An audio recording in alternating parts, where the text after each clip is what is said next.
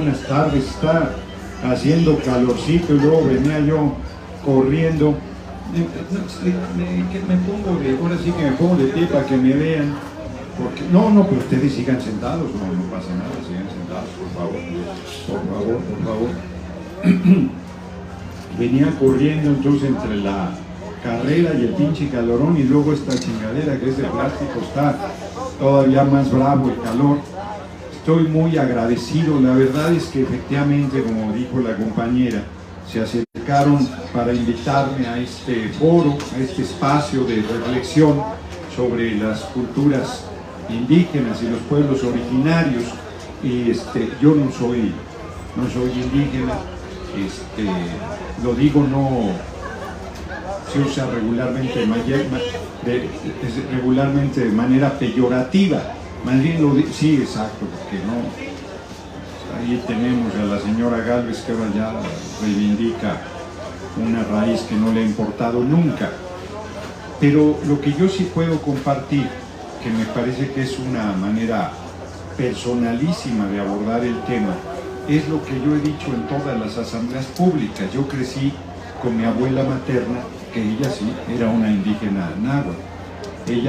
Yo insistía que tenía tercero de primaria, y mi hermana dice que no, que terminó la primaria completa. Acabo de ir a una entrevista que la promueven como les da la gana, pero Adela Micha comentó una palabra que me pareció muy afortunada para describir el tema. Mi abuela era mujer, era indígena, era pobre y era huérfana. Entonces dice Adela Micha, tenía 4 condenas.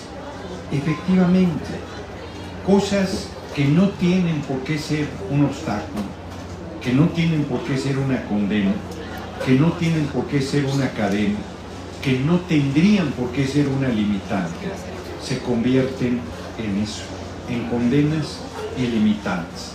Mi abuela, por más capacidad que tenía, era una mujer realmente excepcional, pues no pudo ir más allá de la primaria.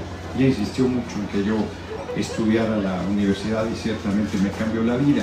Pero ella yo comentaba que ahora que fui a la UDG, a un foro ahí en un espacio privilegiado, el Paraninfo, apenas ahí, por primera vez que lento es de repente uno para los procesos de aprendizaje, me di cuenta que ella es quien debió haber estudiado, que ella es quien debió haberse titulado, que ella es quien debió haber tenido la posibilidad de un desarrollo profesional que le estaba vedado, absolutamente vedado por su origen, absolutamente cerrado.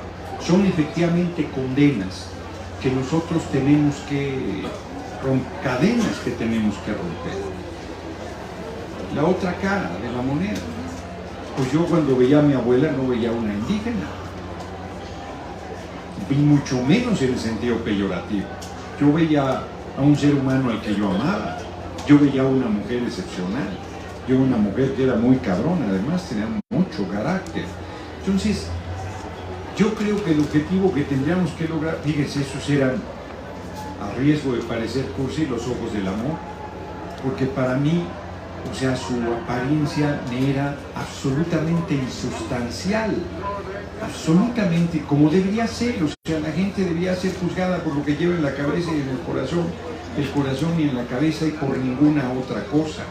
En realidad es lamentabilísimo que sigamos viviendo en pleno siglo XXI este racismo feroz que nos fue metido a fuego, literalmente a fuego, con la dominación de los pueblos originarios y con la creación de las diferentes castas y la determinación que eso te hacía inferior.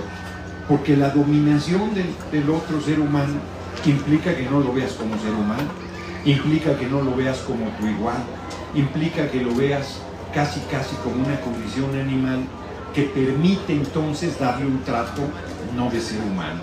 Si tú piensas que la persona que tienes enfrente es tu igual, ¿cómo te atreverías a someterlo? ¿Cómo te atreverías a explotarlo? ¿Cómo te atreverías a dominarlo? ¿Cómo te atreverías a avasallarlo? De ninguna manera, porque esto es pecado. En la medida que el racismo justifica todo esto, la explotación, el atropello, el abuso, la barbarie, la expoliación, el asesinato, inclusive, en esa medida es la gravedad del hecho que tenemos que resolver, que tenemos que confrontar. Pero en las reuniones, 96% de la gente, además somos morenos, somos morenas de color de piel, no me refiero al partido ni al movimiento, aunque para allá vamos, y hago el planteamiento de que ya alguien dice, pero yo soy moreno, claro, por eso, mamón, eres moreno, ¿qué importa? Si eres más claro, menos claro, ¿qué importa tu origen? ¿Qué importa? Importa en la medida de tu orgullo, de tu raíz, de tu cultura, de tu fuerza, de tu identidad y de lo que aportas a la pluralidad que es nuestra patria, pero no debería importar en sentido peyorativo como regularmente es como sucede en nuestra patria. Entonces, erradicar el racismo, erradicar el clasismo, vernos a todas las personas como iguales y generar en los hechos que las oportunidades sean para todas las personas en condiciones de igualdad, me parece que es un objetivo fundamental. Y en ese sentido, un encuentro que reivindica nuestras raíces indígenas, nuestras raíces profundas, nuestra diversidad cultural, nuestra vasta experiencia. Acabo de estar con mucha fortuna para mí en Xochimilco. A mí en la primaria me enseñaron la extraordinaria método de cultivo que tenían los mexicas de las chinampas. Pues todavía hay chinampas. Y yo, pensando en lo que vi en la escuela, pues esperaba una chinampa como la que viste, que era una isla flotante, y no, son ya bloques de tierra que se han establecido. Pero lo extraordinario es que se sigue cultivando con la misma forma, con la misma experiencia, en sentido positivo, no en sentido peyorativo, que se hizo pues hace más ya de 500 años. De eso estamos hablando en realidad. Cuando la gente usa su lengua, cuando la gente expresa su cultura, cuando la gente se manifiesta orgulloso de su raíz, está manteniendo vivo esa raíz poderosísima que ha impedido que el vecino del norte poderosísimo y con posiciones militaristas imperialistas nos avasalle, que ha sido una defensa muy sólida. Tú vas a Estados Unidos a reunirte con las comunidades oaxaqueñas y están con toda su cultura, con toda su raíz, yo diría que exacerbada justo por la tensión de estar enfrentando el racismo y el clasismo permanente. Igual pasa con la gente, pues igual que pasa con la gente de todos los lugares del país. Fíjense, ahorita platicándolo con ustedes en voz alta, me doy cuenta de por qué la fuerza y la importancia de nuestros compañeros migrantes que exacerban su mexicanidad como un mecanismo no solo de orgullo, sino también como un mecanismo de defensa. Y me parece que a los pueblos originarios, pues en mucho eso también ha sido un mecanismo sólido de defensa que ha impedido el que acaben siendo totalmente avasallados. Yo terminaría con una tesis que a mí me parece muy poderosa, que Guillermo Bonfil Batalla maneja en su libro México Profundo. Él sostiene que no somos un país de mestizos. Él sostiene que esa es una tesis superficial. Él sostiene que le rascas tantito y ahí está toda la poderosa raíz indígena. Y a mí me parece muy gráfico cuando escucho a alguna mujer u hombre de un pueblo originario que no trae su vestimenta tradicional y que empieza a hablar en su lengua indígena, y tú lo ves y dices, a ver, como lo veo vestido yo pensaría que es un mestizo, y la mujer o el hombre es evidentemente indígena, se está hablando su lengua materna, de la cual yo no entiendo ni mal, yo hablo el español y punto. Y Guillermo Bonfil Batalla, yo lo estoy planteando de manera muy burda, pero lo que plantea es eso. Tú dices, o sea, es que si le devuelves a la gente su vestimenta, si le devuelves a la gente su orgullo por su raíz, por su cultura, por su tradición, si respetas esa parte, el mestizaje es mucho, mucho menor de lo que se quiere plantear. porque se ha insistido que somos un pueblo mestizo, y en realidad sí es el mestizaje entre pueblos originarios, pues es un mestizaje también, el intercambio de raíz, para que no se piense que estoy planteando una trivialidad.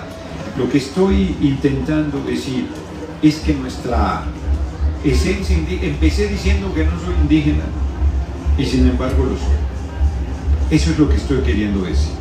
Y lo estoy diciendo no porque sea moda, lo estoy diciendo no porque pida una cuota para entrar a la Cámara de Diputados, lo estoy diciendo no porque quiera, porque se ha dado cuenta la derecha que el orgullo de ser hijo e hija del pueblo, el orgullo de nuestra raíz, el orgullo de la fuerza de salir del corazón del pueblo es un poderosísimo vehículo, y entonces pues ya empiezan a usarlo de manera hipócrita, de manera falsa, de manera pervertida, de manera tergiversada. No, yo lo estoy diciendo pensando en Guillermo Bonfil Batalla, ¿no? Que aunque mi físico pueda estar cercano o distante del estereotipo que se ha utilizado de los pueblos originarios, todos tenemos ahí una raíz indígena muy poderosa que es muy importante mantener viva, reivindicar, fortalecer, potenciar. Cierro. La Cámara de Diputados, a partir de que llegó nuestro movimiento, ha hecho muchas cosas importantes, y una que no se ha dado la fuerza ni la dimensión es que en cada sesión acude una mujer, un hombre, una mujer a hablar un discurso al inicio de la sesión en la tribuna de la Cámara de Diputados en su lengua materna, que no es el español. Han ido cualquier cantidad de mujeres y hombres, a veces niños, niñas, a expresarse en su lengua. Y es un ejercicio muy importante de reivindicación, de orgullo, de identidad, de rescate, de respeto, porque en 1820 el 80% de nuestro pueblo hablaba lenguas indígenas, y hoy solamente el 20%, y siguen muriendo. Si para muchos lugares del país que llegue un libro es dificilísimo en español, que llegue en lenguas de los pueblos originarios es prácticamente imposible. Y la única manera de preservar las lenguas es promoviendo su difusión, su estudio, su manifestación, su expresión, y en un libro pues es una de las expresiones fundamentales de la lengua. Entonces hay mucha tarea por realizar, hay mucho esfuerzo por construir, y yo no me alargaría más, no sé si hay preguntas o solo es ¿no? Yo no me alargaría más, yo simplemente diría que me siento de verdad muy honrado de que me hayan invitado a este espacio, porque es la primera vez que me invitan, y aunque nuestra compañera dice viene como ciudadano, pues no me puedo quitar todas las cachuchas que traigo de diputado con licencia, de representante del movimiento más importante de una revolución sin violencia que hay en este momento en el país y que es relevantísimo, y tampoco en mi condición de aspirante a lograr la coordinación nacional de nuestro movimiento. Pero sí creo que, bueno, ahora sí que hablo de oídas también, que en los libros de texto hay una parte de un cuento de una niña indígena que comenta su experiencia, donde dos niños hablan su lengua materna y hablan español. Ella solo habla español, y a la hora que los define como indios, y entonces de manera perversa quienes están atacando los libros de texto, en vez de ver el cuento y su contexto, están planteando que estamos promoviendo la discriminación y el trato desigual, cuando ellos son los profundamente racistas, los profundamente clasistas y los profundamente hipócritas. Entonces, yo creo que estamos en un momento delicadísimo de la lucha política de nuestro país, y que todo esto no sería posible sin el triunfo del compañero presidente López Obrador. Todo esto no estaría en discusión, porque siempre he estado presente, pero no con esta fuerza, no con este respaldo, no con este reconocimiento. Bueno, digo que no termino, siempre hago lo mismo, pero el 1 de diciembre de 2018, la ceremonia más importante importante para el compañero presidente, no nos los dijo, pero era evidente, fue aquí en el Zócalo, no por la concentración, sino porque hizo una ceremonia dándole un lugar privilegiadísimo, un lugar de reconocimiento en realidad a los pueblos indígenas y originarios. Y hubo un momento que a mí no se me olvida y que muestra la grandeza del compañero presidente, porque hubo un momento en que un hombre en su lengua materna algo está implorando y se hinca ante el compañero presidente. Y el compañero presidente lo que hace es hincarse frente a él inmediatamente. Fíjense, qué fuerte, porque es un reconocimiento a la humanidad del otro, a la igualdad del otro, que yo solo había visto en una persona, en mi hermanita María Fernanda Campo Abraña. Ella era una mujer comunista, atea, consecuente, generosísima. No me han comentado, por cierto, si en los libros de texto gratuitos están enseñando cómo nos comemos a los niños, si vivos o crudos o cocinados, y si hay algunas recetas al respecto. Una mujer excepcional, en su trato con todo el mundo era impresionantemente igualitaria. Con el más encumbrado lo trataba de igual, y con la persona más humilde la trataba de igual, sin ningún paternalismo ni condescendencia, en condiciones de igualdad. Entonces ese gesto que tuvo el compañero presidente López Obrador es un gesto que lo engrandece, porque demuestra su sincero amor al pueblo, su sincera sensibilidad, su sincero reconocimiento, su sincero compromiso. No es de gratis que él haya iniciado su carrera política en el Instituto Nacional Indigenista de Tabasco, y que mucha de la fuerza que tiene y de la sensibilidad que tiene la haya aprendido en el contacto con la organización de los pueblos indígenas de Tabasco. Y tampoco es fortuito, y ahora sí de verdad termino, que uno de los pueblos a los que más admiración le profesa es al pueblo de Oaxaca, que tiene profundísimas raíces indígenas y que tiene prácticas de hacer política que son prácticas de servicio, con todos los municipios, usos y costumbres que no cobran nada.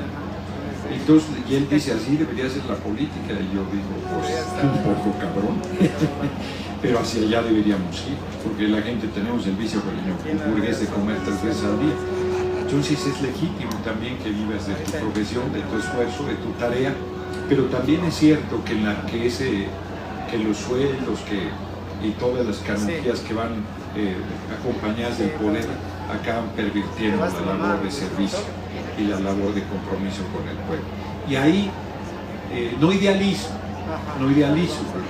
hago una crítica, les digo que termino, no termino. Por ejemplo, una de las patas de palo fuertes de los pueblos originarios es el machismo tan acendrado.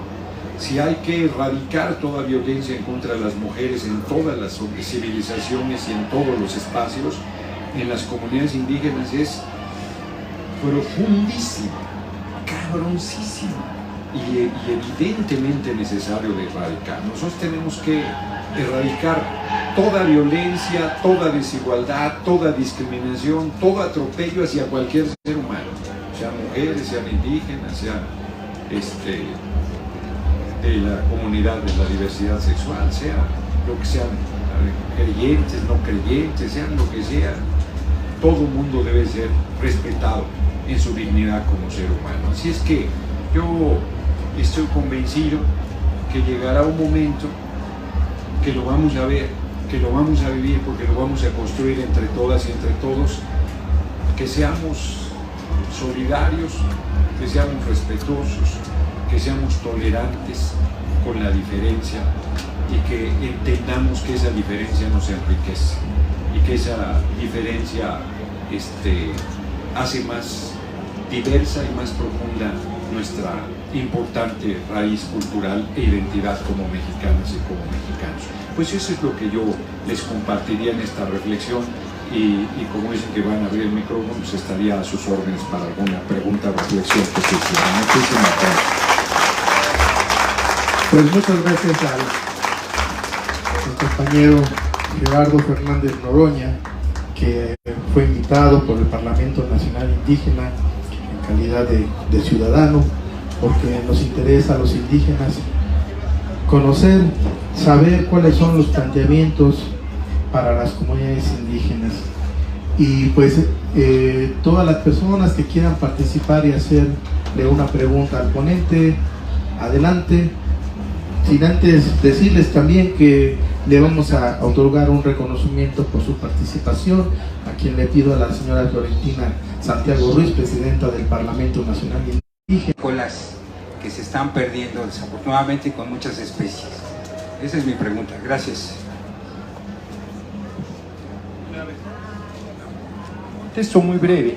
Fíjense que el INE dictó medidas cautelares y no puedes hablar de cosas de gobierno, inclusive las políticas públicas, y esto hablé en general porque no debes, y mucho menos, sería muy arrogante decir, yo le agradezco mucho el comentario y ojalá logremos la coordinación nacional, y quien tenga la coordinación nacional va a ser el líder de nuestro movimiento y va a encabezar los destinos de la patria, no tengo duda.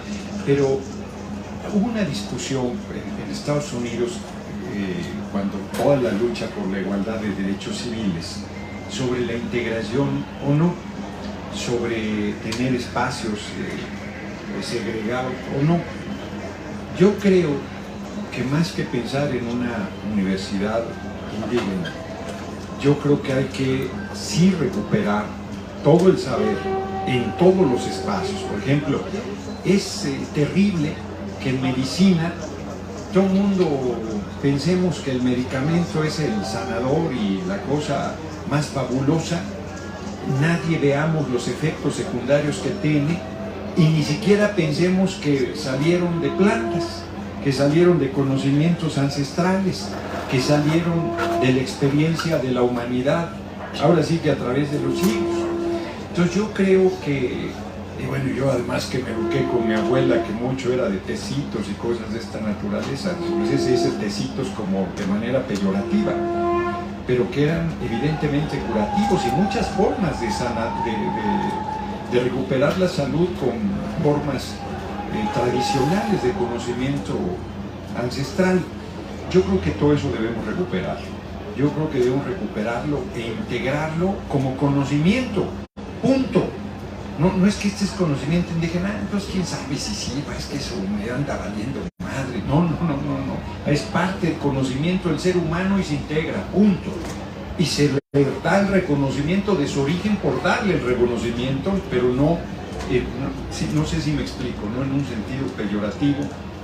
Reitero, yo pensaría más en una cosa de ese tipo y por supuesto abrir las universidades a todas las jóvenes y a todos los jóvenes, todas y todos son todas y todos, donde ahí los indígenas, los pobres, los olvidados, los humillados, los humildes, pues tienen un lugar preponderante porque ellos siempre han tenido cerrados esos caminos. Eso es lo que yo plantearía.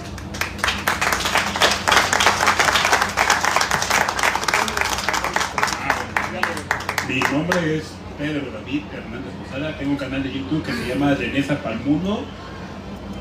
Yo hubiera querido que, bueno, no es esa la pregunta, yo hubiera querido que usted llegara a la jefatura de gobierno, necesitamos un señor como usted a la jefatura de gobierno, pero mi pregunta es, ¿qué carencia ha encontrado en los pueblos originarios de México? ¿Y cómo se pueden resolver esas carencias? Bueno, yo estoy pensando en algo más grandecito que la jefatura de gobierno, un poquito más importante. Y además, creo que va a lograr la coordinación nacional, pero todas las carencias, todas, cabrón. A ver, a todos los lugares que voy, lo que la gente pide es cosas tan necesarias, una escuela, un camino cosechero. Bueno, acabo de estar en Tecuanapa. Me dicen, el Banco del Bienestar, es que lo hicieron en Ayutla. ¿Y a cuánto está Ayutla? A 12 kilómetros. Pues tienen razón. La idea es que nadie camine más de 5 kilómetros para tener un banco. Entonces, las necesidades son las más apremiantes. O sea, tú vas a las comunidades indígenas o rurales, que regularmente es lo mismo, y tienen un médico que es pasante, que está de 8 de la mañana a 3 de la tarde, de lunes a viernes. Entonces, está cabrón, te tienes que enfermar de 8 a 3, y además cuando el cabrón ya aprendió, se va, y llega otro a aprender. No, bueno, o sea, eso no puede ser. Por eso el compañero presidente dijo a las comunidades rurales le vamos a dar sobresueldo y vamos a meter, pero no quieren, ahora sí que no quieren irse. Se encabronan que invitemos a médicas y médicos cubanos, pero no quieren ir a los lugares donde el país lo requiere. Entonces, miren, voy a poner otro extremo. Voy a ciudades medianas. No hay un cine. No doy crédito que no haya un cine. Debe haber cines, así como debe haber una biblioteca, como debe haber un centro deportivo, como debe haber un centro cultural, como debe haber instrumentos musicales, como debe haber... La gente tiene derecho al ocio, a la diversión, a la cultura, al arte, y no hay. Hay que construir cines para el pueblo. No, están carentes de todo, no hay. Estuve en un lugar que se llama Cuautitlán, en Jalisco. Pedían un puente.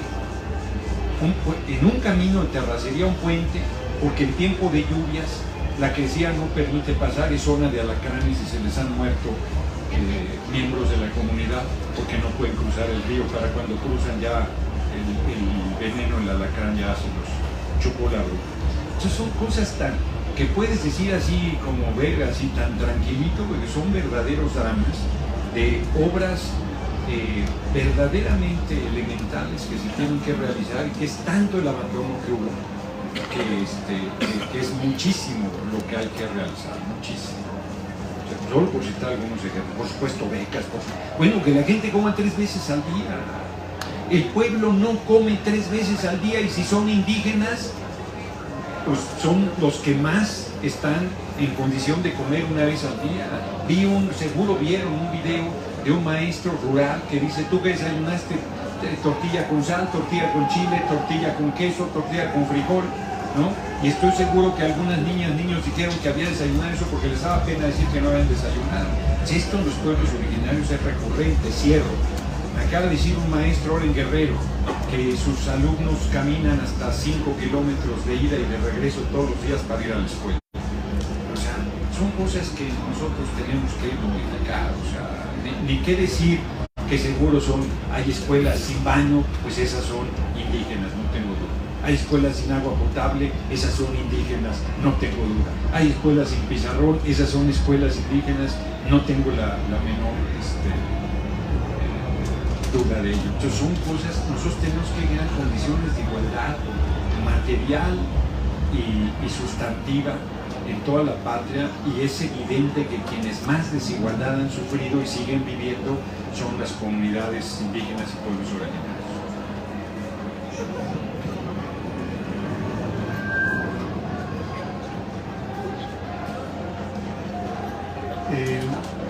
Por razón de agenda del doctor, me pide que todavía 2 preguntas más, ¿sí? El compañero tiene rato ahí levantando la manita.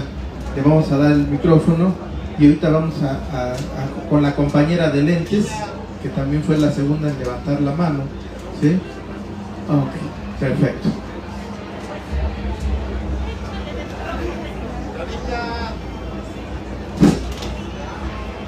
Bueno, buenas tardes,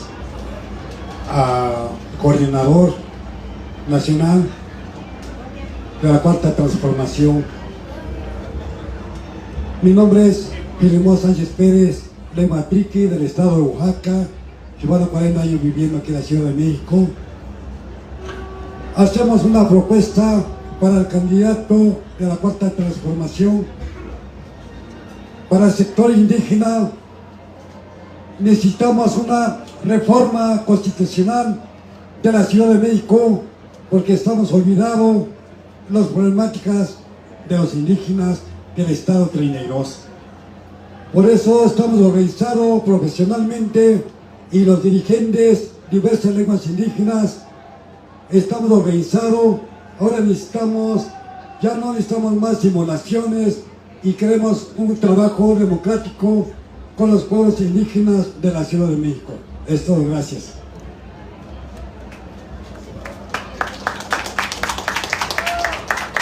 Ahí muy rápido, fíjense que me da risa ahorita que me dice doctor, porque ya sabe todo el mundo que yo soy doctor, porque le receto su medicina a los paniaguados, entonces por eso es lo de doctor. A ver, qué bueno que comentas esto, porque hay una parte que también tenemos que modificar. Este discurso de pobrecitos, cómo sufrimos, cómo nos atropellan, cómo han abusado, es cierto, pero es cierto también porque lo hemos permitido. Y hoy es la hora del pueblo. Hoy hay las condiciones para que la gente alce la voz, para que la gente empuje, para que la gente haga valer su visión y su derecho. Porque cualquiera que venga aquí a decirles yo voy a resolver y no se pues está faltando la verdad.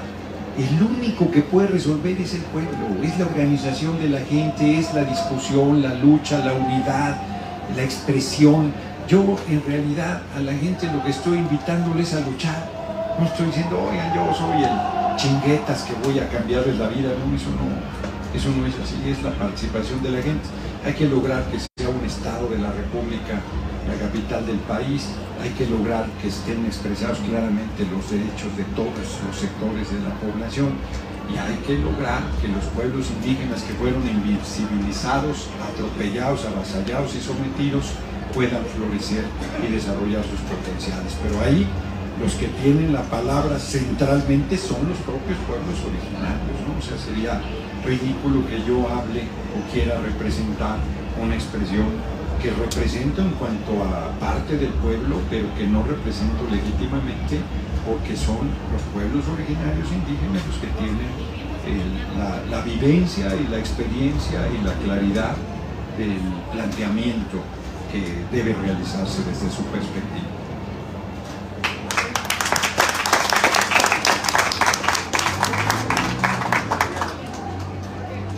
Hola, buenas tardes, mi nombre es Valeria, soy estudiante todavía de bachillerato. Bueno, ¿cómo podría ser una propuesta? Porque, por ejemplo, se debería comenzar a meter, por ejemplo, en la SEP, lo que es en vez de inglés, a que a fuerzas tengas que pasar inglés, y por ejemplo en las primarias, en la secundaria, en la prepa, comenzar a mejor impartir clases sobre lenguas indígenas, ya que mi papá y lo que es mi papá y mi mamá son anarquistas y todo eso y así, ¿no? Y bueno, como estamos avanzando en este país, están comenzando a llegar lo que son más personas como de Estados Unidos, de España y todo eso, ¿no? Y bueno, pues, mi papá me dijo que se va a convertir en un nuevo Nueva York, y ¿cómo se llama?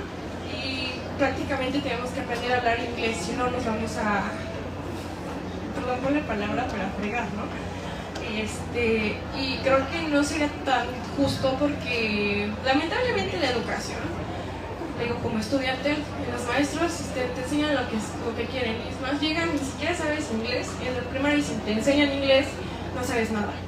Y y en la secundaria menos, y en la prepa mucho peor.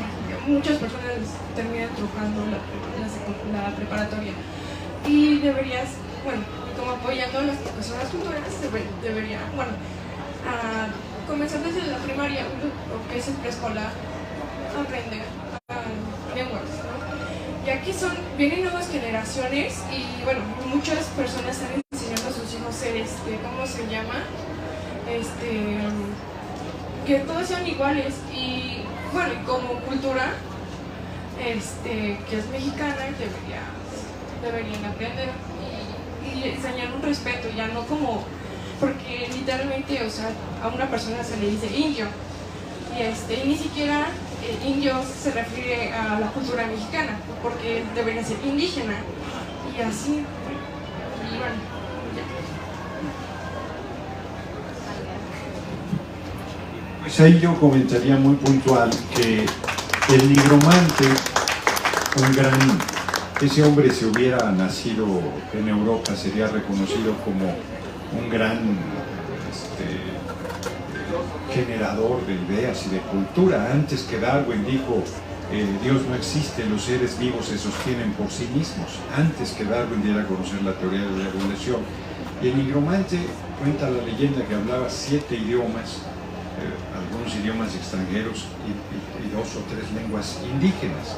Y él sostenía que todo el mundo deberíamos hablar alguna lengua indígena y alguna lengua extranjera. Pero no es que le enseñes y ya, porque debe tener, a ver, o sea, en Europa son políglotas, no pocas personas, pues son los países chiquititos, y para relacionarse, pues aprenden la lengua del otro, porque si no, no se comunican, el interés tiene pies, decía mi abuela. Pero aquí, el náhuatl, por ejemplo, que deberíamos aprenderlo, es que yo no sé nada del náhuatl, por supuesto, es que es una lengua poética y una serie de cosas muy elogiosas al respecto, pero si no lo habla nadie, si no tiene una utilidad, si no hay comunidades con las que te comunicas, si no tiene, ahora sí que hasta con quién lo vas a practicar, no pierde todo sentido. Y van desapareciendo las lenguas porque no están en práctica, porque ya no las enseñan los padres a los hijos, porque son discriminados, porque son señalados. O sea, nosotros tenemos que, porque no hay libros inclusive en lenguas indígenas. Entonces no es solamente un tema, si el inglés, que tenemos un pinche vecino poderosísimo que nos trae jodidos y que mucha su cultura nos llega, no lo aprendemos a pesar de toda la bombardeo de esa lengua, las lenguas indígenas menos, no habría ningún interés para aprenderlas. Tendría que volver a florecer el uso de las lenguas de nuestros diversos pueblos, que te obligara a hablar las lenguas de esos pueblos para estar en comunicación con ellos.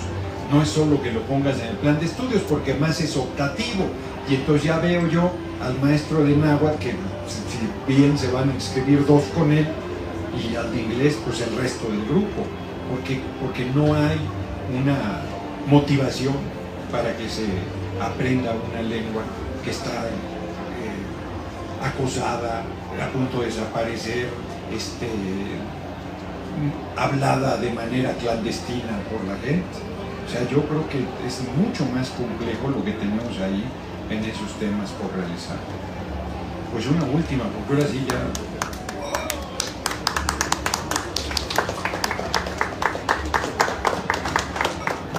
Buenas tardes, mi nombre es Ruth Peralta. Pues yo no le quiero preguntar, le quiero agradecer por... Soy una simple ciudadana, pero es reconocer esa valentía que usted tiene para dignificar al pueblo de México. Porque yo fui una inmigrante hace 20 años viviendo aquí en la Ciudad de México y nos decían, los mexicanitos nos tenían por abajo, por hasta el suelo. Ahora con este gobierno, el señor presidente nos ha dado dignidad mundialmente. Eso es algo grande, lo máximo que puede anhelar un ser humano, la dignidad. Ir por la vida con humildad y esa dignidad, yo pienso que son unos valores tremendos que levantan a cualquier pueblo. Yo estoy estudiando el sexto cuatrimestre de psicología, a mis 58 años, pero yo sigo en lucha de seguir adelante, porque yo amo a mi país. Y nada más quiero agradecerle y reconocerle esa valentía que usted tiene, y así como usted hay muchos mexicanos que podemos levantar a México. Bien, pues se tiene que retirar y vamos a darle el micrófono al Sebastián y Franco Armenta México únicamente para una pregunta, por favor. Kamati Chinegmo Pakaiwiltik Nigneki Xochitlactogua in Anahuacat Lamanisoltic in Hueyi México Tenochtitlan in Ictli Gerardo Fernández Noroña. Acabo de decirles, séame permitido hablar con palabra florida del esplendor y maravilla de Anáhuac en esta, la gran ciudad de México, y con la presencia del hermano Gerardo Fernández Noroña. Eso es lo que les dije en mexicano. Si no les gusta el náhuatl, hoy se van a enamorar de él. Lo que acaba de comentar la compañera hace un momentito, Aide. Valeria. Es correcto. El compañero Fernández Noroña es mexicano, es pueblo y es nacionalista y conoce la historia de México. Si nosotros pretendemos consolidar la transformación social que ya inició y está vigente, tenemos que hacerlo sociologizando y culturizando al pueblo de México. Y esto lo hemos venido haciendo desde hace muchos años en los diferentes foros que se nos ha permitido actuar. Pero si lográsemos que el compañero Fernández Noroña tuviese el mando de la Administración Pública Federal, nos apoyaríamos con todas las instituciones públicas de educación y efectivamente la primera forma de reactivar, redireccionar y recuperar la identidad nacional de un pueblo-nación es practicando su lengua, idioma original. Y el náhuatl no es dialecto, es idioma propio. Y sociologizando de esta manera, con una verdadera historia, no con la que nos han dicho que es, o nos quieren hacer creer que es, sino con la que verdaderamente es. Y tenemos cómo hacerlo, tenemos a los temastianes, a los maestros, sí lo sabemos, sí estamos aquí presentes para apoyar al compañero Noroña en todo lo que sea el aspecto cultural y educativo e ilustrativo para el pueblo de México. Lo haremos entre todos. Aquí no hay nadie arriba y nadie abajo. Entre todos lo haremos todo, entre todos lo sabremos todo. Y agradezco mucho su presencia, compañero. Agradezco al Parlamento Indígena Nacional y a todos los presentes que tenemos la oportunidad de compartir y estar aquí en este momento.